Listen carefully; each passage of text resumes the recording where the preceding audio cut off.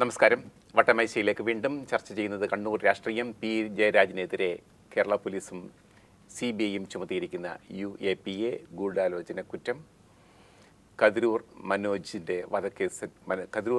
വധക്കേസിൻ്റെ പശ്ചാത്തലം, കണ്ണൂരിലെ രാഷ്ട്രീയം എങ്ങോട്ട്, വട്ടമേശ ചർച്ചയുടെ രണ്ടാം ഭാഗത്തിലേക്ക്. ചർച്ചയിൽ പങ്കെടുക്കുന്നത് M. സ്വരാജ്, DYFI സംസ്ഥാന സെക്രട്ടറി, BJP സംസ്ഥാന secretary VV Rajesh, Sunny Joseph Congress MLA, B. Unnikrishnan രാഷ്ട്രീയ നിരീക്ഷകൻ.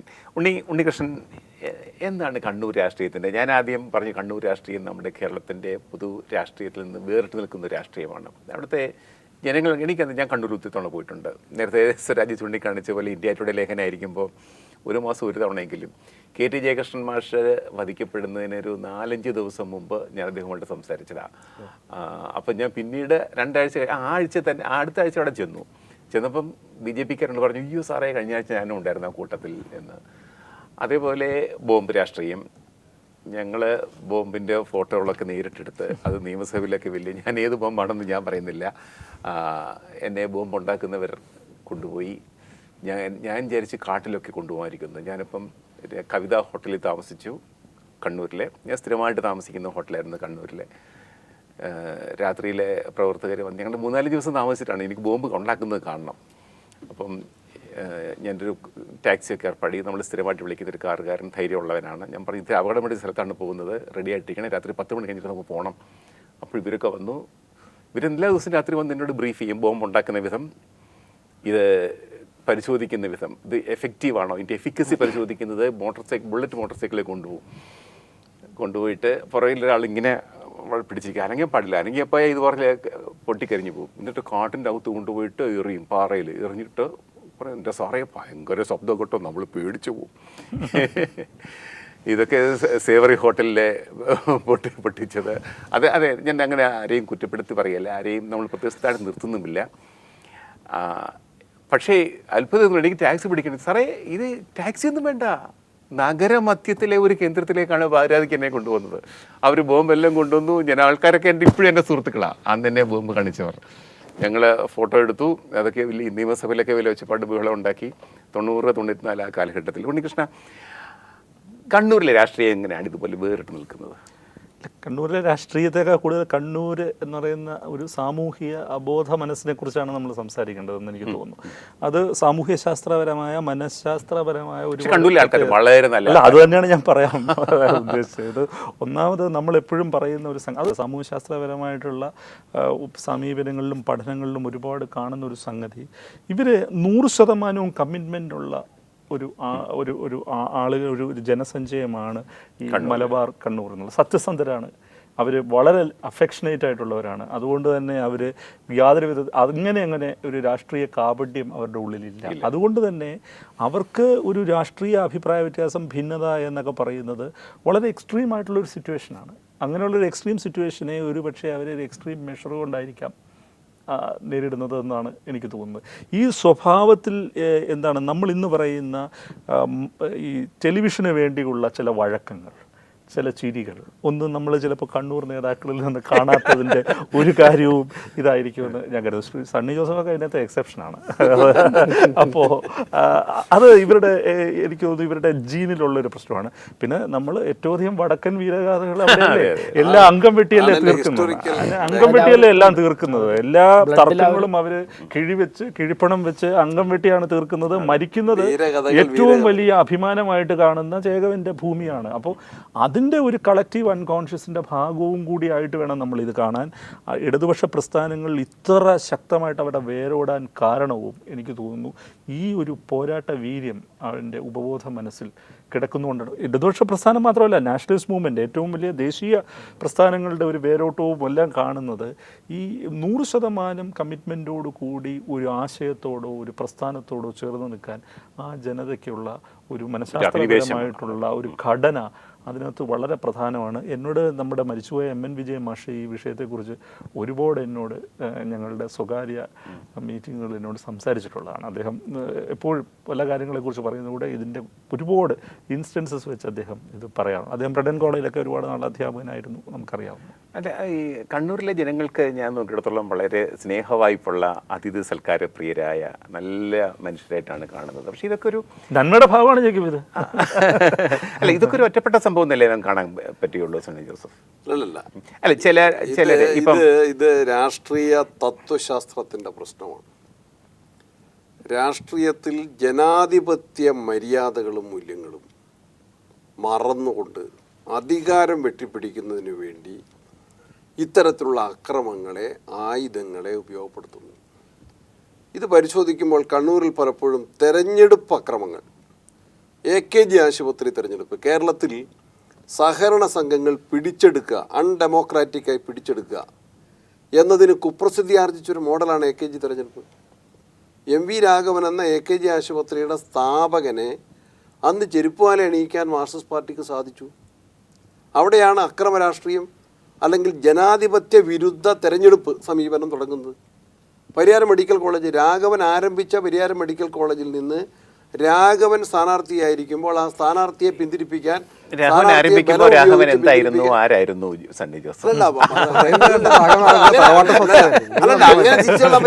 അങ്ങനെയല്ല ആ വിഷയത്തെ അങ്ങനെ നിങ്ങളെപ്പോലെ ആൾ ചിരിച്ചു തള്ളേണ്ട വിഷയമല്ലത്. ആരംഭിച്ചാലും അയാൾ എവിടെ നിന്നാലും അവിടെയാണ് ഡെമോക്രാറ്റിക് റൈറ്റ്. പാർട്ടി മാറാനും വേറെ പാർട്ടി രൂപീകരിക്കാനും CPM വിടാനും MV രാഘവന് റൈറ്റ് ഉണ്ട്, BJP വിടാൻ രാജേഷിന് റൈറ്റ് ഉണ്ട്, കോൺഗ്രസ് വിടാൻ എനിക്ക് റൈറ്റ് ഉണ്ട്.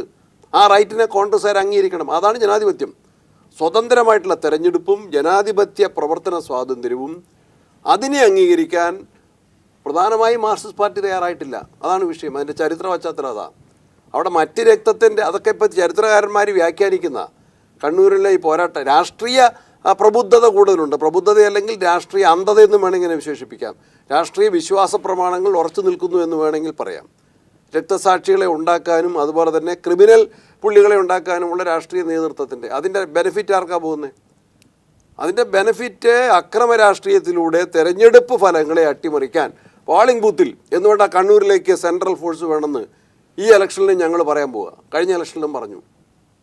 പറയുന്നതിൻ്റെ കാരണം എൻ്റെ കോൺസ്റ്റിറ്റ്യുവൻസിയിൽ ഞാനിപ്പോൾ ആവശ്യപ്പെടുന്നു സെൻട്രൽ ഫോഴ്സ് വേണമെന്ന്. തെരഞ്ഞെടുപ്പ് നീതിപൂർവ്വമല്ല. എന്തുകൊണ്ട് TP ചന്ദ്രശേഖരൻ്റെ കൊലക്കേസ് പ്രതികൾ കണ്ണൂരിൻ്റെ അങ്ങേയറ്റത്ത് മലയോരത്ത് എൻ്റെ കോൺസ്റ്റിറ്റ്യുവൻസിയിൽ മുഴക്കുന്ന് പഞ്ചായത്തിൽ മൊടക്കോഴിയിൽ ഒളിസങ്കേതം കണ്ടെത്തി? അവരെ പ്രൊട്ടക്റ്റ് ചെയ്യാൻ ലീഡർഷിപ്പുണ്ട്. അതുകൊണ്ട് തന്നെയല്ലേ. അപ്പോൾ അക്രമ രാഷ്ട്രീയത്തെ വളരെ ഫലപ്രദമായി ജനാധിപത്യ വിരുദ്ധ നിലപാടുകൾക്ക്, വിജയങ്ങൾക്ക് വേണ്ടി ഉപയോഗിക്കുന്ന ഒരു പൊളിറ്റിക്കൽ സ്റ്റൈൽ ഓഫ് ഫങ്ഷനിങ് കണ്ണൂരിലുണ്ട്. അതിൻ്റെ നേട്ടം മാർക്സിസ്റ്റ് പാർട്ടി നേടിയിട്ടുണ്ട്. ജനാധിപത്യം എന്ന് പറയുന്ന ഉന്നതമായ സങ്കല്പത്തെ എങ്ങനെയൊക്കെ കറപ്റ്റ് ചെയ്യുന്നു എന്നുള്ളതിനകത്ത് എനിക്ക് മാർക്സിസ്റ്റ് പാർട്ടിയെ മാത്രം പ്രതിസ്ഥാനത്ത് നിർത്തുന്നത് അനീതിയാണെന്നാണ് എനിക്ക് തോന്നുന്നത്. എനിക്കൊരു അനീതി തന്നെയല്ല, ഞാൻ അത്ഭുതപ്പെടുന്നത് സണ്ണി ജോസഫ് ഒരിക്കൽ പോലും രാജേഷിന്റെ പാർട്ടിയുടെ നേരെ വിരൽ ചൂണ്ടുന്നില്ല. ഇത് വരാനിരിക്കുന്ന ഒരു സൗഹൃദത്തിലെ ലക്ഷണമായിട്ട് നമ്മൾ കാണണം. അതൊക്കെ ഞങ്ങൾക്കറിയാം. ഞാൻ കണ്ണൂരിലെ രാഷ്ട്രീയം സംസാരിക്കുമ്പോൾ ഞങ്ങൾക്ക് അവിടെ അനുഭവപ്പെടുന്ന കാര്യങ്ങളെ പറയാൻ പറ്റുള്ളൂ.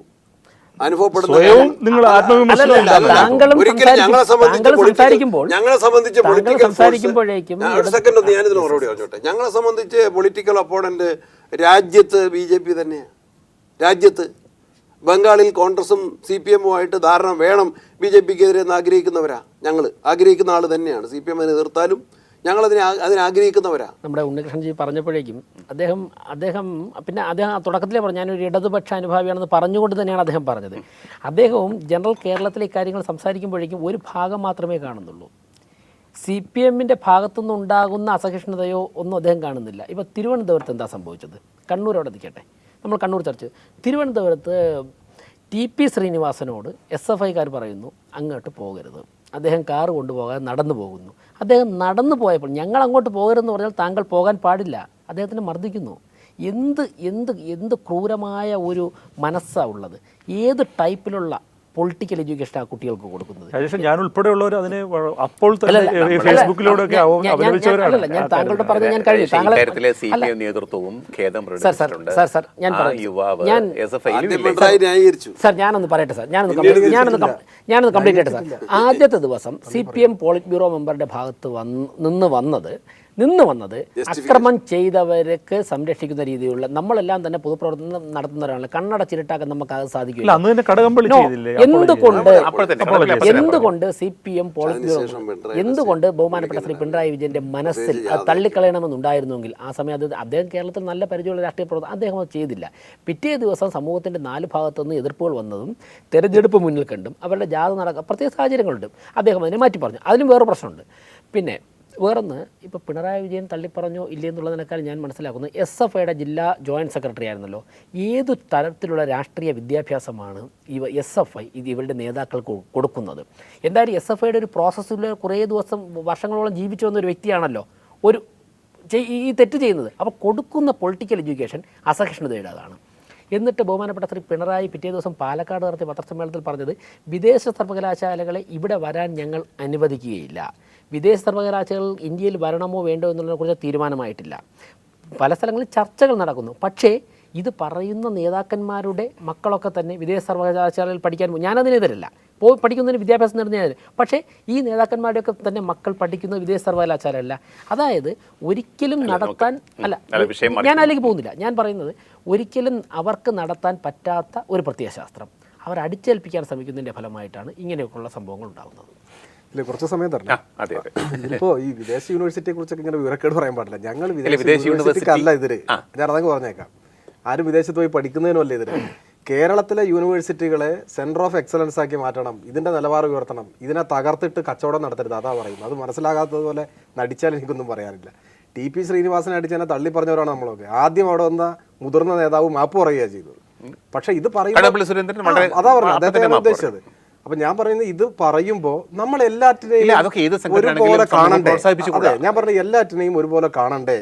ഈ തിരുവനന്തപുരത്ത് രാജേഷിന്റെ നാട്ടിലല്ലേ RSSന്റെ പ്രകടനം നടക്കുമ്പോൾ ബസ്സിനെ കയറിയിൽ ഉണ്ടാവും. KSRTC ഡിപ്പോയിൽ കയറിയിട്ട് കണ്ടക്ടറെ വെട്ടിക്കൊന്ന നാടാണ്.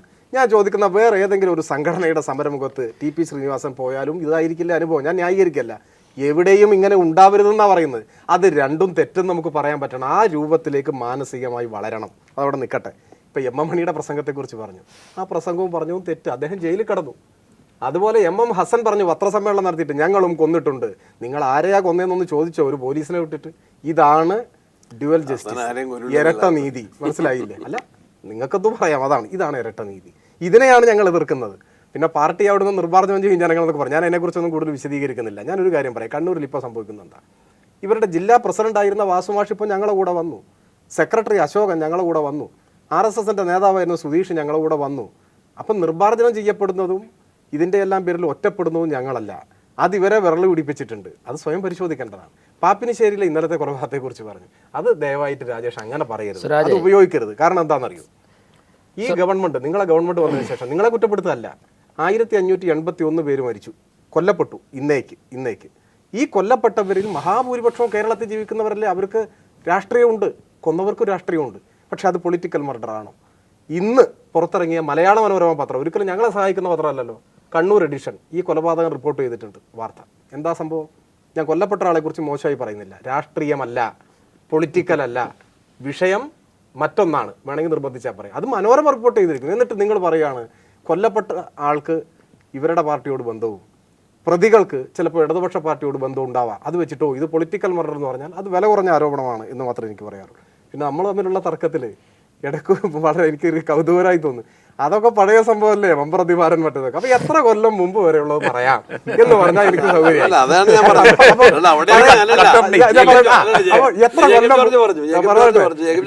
ഡൽഹി സിഖ് കൂട്ടക്കൊല വരാൻ നമ്മുടെ മുന്നിലുണ്ട്. സിഖ് കൂട്ടക്കൊല വൈകാരിയായിട്ട് ചുമ്മാ അങ്ങ് വന്നതല്ലേ. HKL ഭഗത്തും സജ്ജൻ കുമാറും ജഗദീഷ് ടൈറ്റിലും കോൺഗ്രസ് വർക്കിംഗ് കമ്മിറ്റി മെമ്പർമാര്.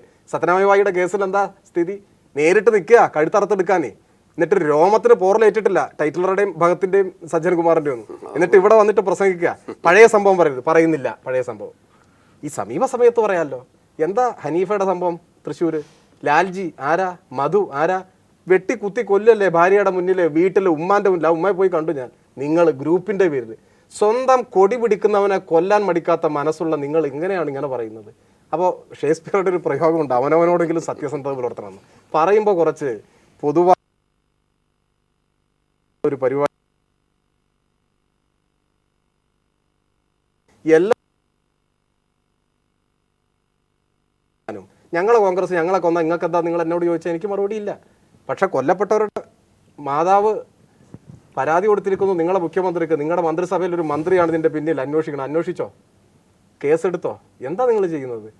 എന്നിട്ട് നിങ്ങൾ ഇപ്പോൾ ബോംബിനെ കുറിച്ച് ഇവിടെ പറഞ്ഞു. ഞാൻ പറയേണ്ടത് ബോംബ് സ്ഫോടനം ഉണ്ടായിട്ടുള്ള സംഭവങ്ങളിൽ UAPA ചേർക്കുന്നു എന്നതാണ് നിലയെങ്കിൽ എല്ലാ കേസിലും ആ നീതിയല്ലേ കൊടുക്കേണ്ടത്? അങ്ങനെ കൊടുക്കുന്നില്ലല്ലോ. പിന്നെ നിങ്ങൾ ബോംബെടുത്ത് നിർമ്മാണത്തിന്റെ കാര്യമൊക്കെ പറഞ്ഞു, അതേതാ സ്ഥലം എന്ന് എനിക്ക് നന്നായിട്ട് അറിയാം, നിങ്ങൾക്കും അറിയുന്നുണ്ടാവും, ഞാനിപ്പോൾ അത് പറയുന്നില്ല.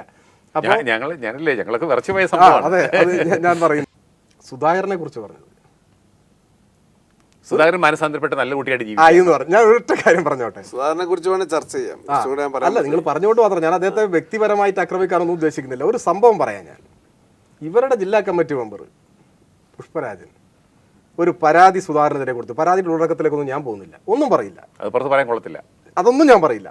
ഒരു പരാതി, നിങ്ങളുടെ നേതാവിനെ കുറിച്ച് നിങ്ങളുടെ ജില്ലാ കമ്മിറ്റി മെമ്പർ ഒരു പരാതി കൊടുത്തിട്ട് ആ ജില്ലാ കമ്മിറ്റി മെമ്പറുടെ 2 കാലും 2 കൈയും തല്ലിയൊടിച്ചു. എന്നിട്ട് നിങ്ങൾ സമാധാനത്തെ കുറിച്ച് പ്രസംഗിക്കുക. എന്താ നമ്മൾ കേൾക്കുന്നത്? പോലീസ് സസ്യഭക്ഷണത്തിൽ ക്ലാസ് എടുക്കുക.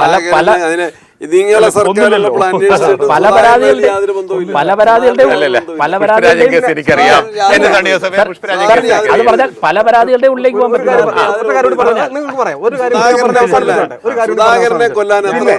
സമാധാനത്തെ കുറിച്ച് പറയുമ്പോൾ സുധാകരൻ നടത്തിയൊരു പ്രസംഗം എനിക്ക് തോന്നുന്നു സണ്ണി ജോസഫിന്റെ ഓർമ്മയിൽ ഉണ്ടാവും. എന്താണ്? ഒരു മാർക്സിസ്റ്റുകാരനെ കൊന്ന കുടൽമാലയുമായി DCC ഓഫീസിൽ വന്നാൽ ആ പ്രവർത്തകന് ഞാൻ പൂമാല ഇട്ട് കൊടുക്കും. ഇത് സമാധാനം പ്രോത്സാഹിപ്പിക്കുന്ന പ്രസംഗമാണോ? നാൽപ്പാടി വാസു കൊല്ലപ്പെട്ടതിനു ശേഷം അടുത്ത കേന്ദ്രത്തിലെ പ്രസംഗം എന്താ? ഒരുത്തനെ വെടിവെച്ച്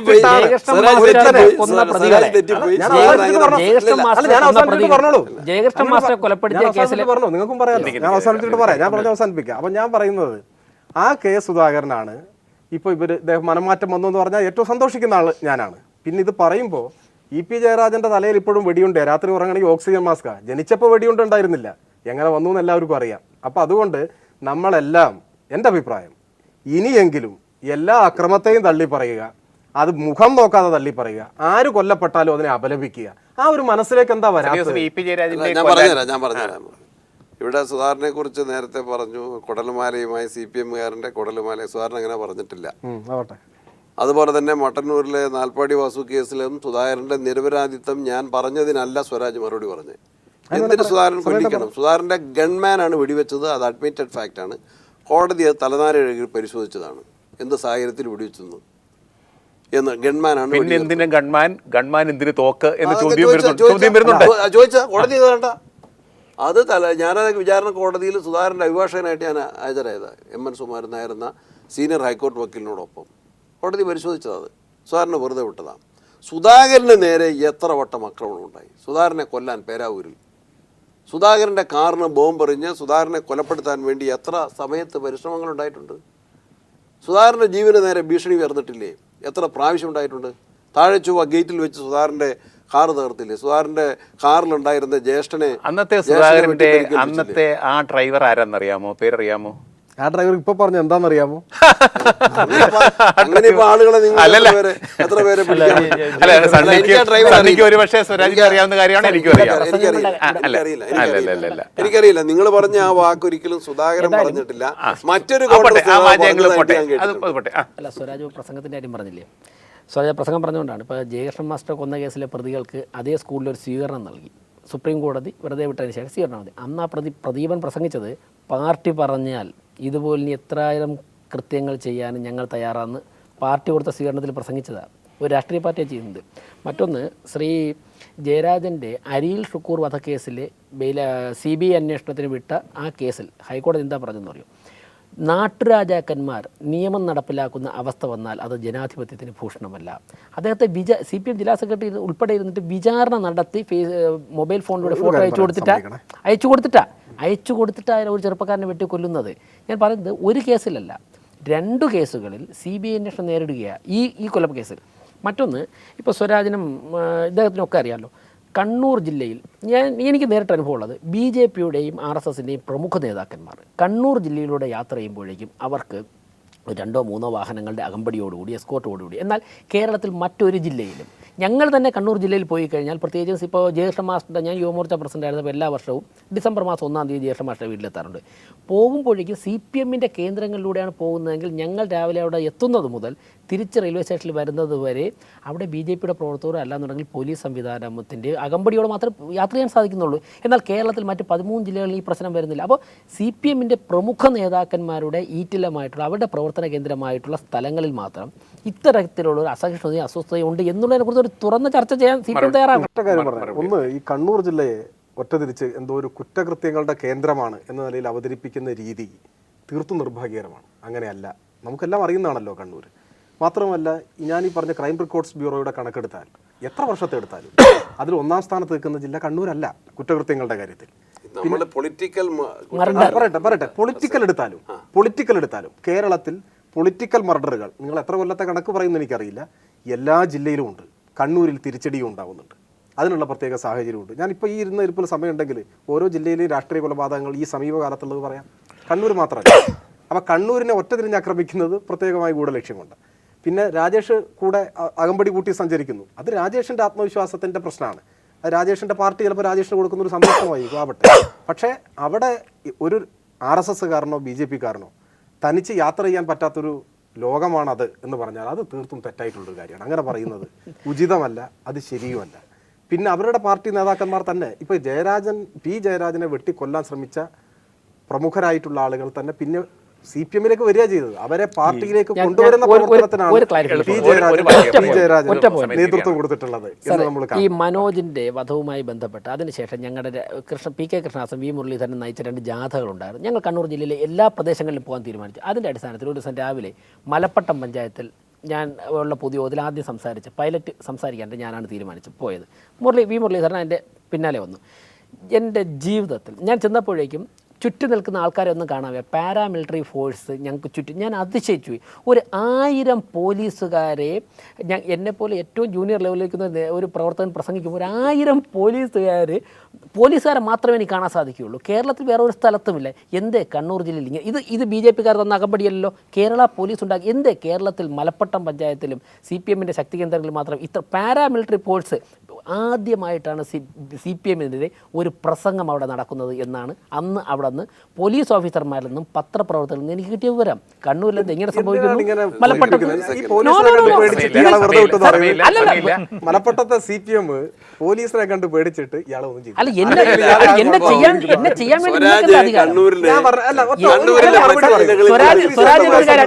അങ്ങനെയാണെങ്കിൽ നിങ്ങൾ പറഞ്ഞ കൂട്ടത്തിൽ ഒരു മറുപടി കൂടി DCC മെമ്പറുടെ സംഭവിച്ചും കൂടി അങ്ങ് പറഞ്ഞു.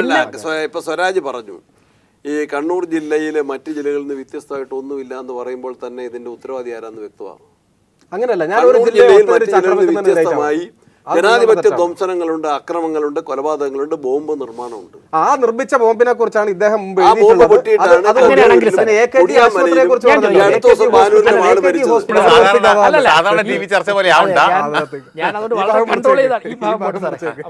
അവസാനിപ്പിക്കുന്നു. അല്ല രാജേഷ് ഒരു കാര്യം കൂടി ഓർക്കണം.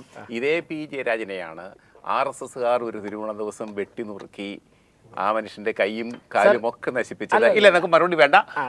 ഞാനത് ഓർമ്മിപ്പിക്കുന്നത് മാത്രമേ ഉള്ളൂ. ആ P ജയരാജനെതിരെയാണ് BJP ഗവൺമെന്റിന്റെ CBI ഇപ്പോൾ UAPA നിയമവും ഗൂഢാലോചന നിയമവും കതിരൂർ മനോജ് വധക്കേസിൽ ചുമത്തിയിരിക്കുന്നത്. ഒരു കാര്യം പറഞ്ഞോട്ടെ, രാജേഷും സണ്ണി ജോസഫും എല്ലാവരും അതിന് മറുപടി പറയുന്നത് ഞാൻ ഇതിനകത്ത് ആദ്യം പറഞ്ഞൊരു സംഗതിയുണ്ട്. ഈ രാഷ്ട്രീയ കൊലപാതകങ്ങൾക്ക് യാതൊരു വിധത്തിലുള്ള ഡിസ്ക്രിപ്ഷനും ഇല്ലാതെ UAPA പോലെ ഒരു ആക്ട് ചുമത്തുന്നത് മുഖ്യധാര രാഷ്ട്രീയ കക്ഷികളെ എങ്ങനെ കാണുന്നു? അതിന് ഒരു ജുഡീഷ്യൽ ഇൻഡിവിജ്വലിസം എന്നോ ആക്ടിവിസം എന്നോ ഒക്കെ പറയാവുന്ന രീതിയിൽ കോടതി വളരെ മുൻവിധിയോടുകൂടി അതിന് പരാമർശങ്ങൾ നടത്തുന്നു. ഇത് സത്യം പറഞ്ഞാൽ ഭരണ നേതൃത്വങ്ങൾ വളരെ വിവേചനാധികാരം ഉപയോഗിച്ച് അന്വേഷണ ഏജൻസിയെ കൺട്രോൾ ചെയ്തില്ലെങ്കിൽ ഇത് എല്ലാവർക്കും എതിരെ ബൂമറാങ് പോലെ തിരിച്ചു വരുമെന്നുള്ള UAPA എന്ന് പറഞ്ഞാൽ ഒരു വിധത്തിൽ പറഞ്ഞാൽ പോലീസ് എല്ലാ ശിക്ഷ വിധിക്കുകയാണ്. രാഷ്ട്രീയ പ്രവർത്തകരെയും ഒരു ദേശവിരുദ്ധരായിട്ട് കണ്ടാൽ എങ്ങനെയാ അല്ല ശരിയാവുന്നത്? ഉണ്ണികൃഷ്ണ, ഇത് പോലീസ് ഒരു വിചാരണയും ഇല്ലാതെ 6 മാസം ശിക്ഷ കൊടുക്കുകയാണ് ഒരു പ്രതിക്ക്. അത് പ്രതിയാണെന്നും അറിയില്ല. നമുക്ക് വട്ടമേശ ചർച്ച അവസാനിക്കുന്നു. പി ജയരാജനെതിരെ ചുമത്തപ്പെട്ട ഗൂഢാലോചന കുറ്റം UAPA, അത് കണ്ണൂർ രാഷ്ട്രീയത്തിൽ, കേരള രാഷ്ട്രീയത്തിൽ ഉണ്ടാക്കാവുന്ന മാറ്റങ്ങളെക്കുറിച്ചാണ് പറഞ്ഞ് ചർച്ച ചെയ്തത്. ഈ ചർച്ചയിൽ പങ്കെടുത്തത് M സ്വരാജ്, DYFI സംസ്ഥാന സെക്രട്ടറി, VV രാജേഷ്, BJP സംസ്ഥാന സെക്രട്ടറി സണ്ണി ജോസഫ്, കോൺഗ്രസ് MLA, രാഷ്ട്രീയ നിരീക്ഷകനും ചലച്ചിത്ര സംവിധായകനുമായ B ഉണ്ണികൃഷ്ണൻ. നന്ദി.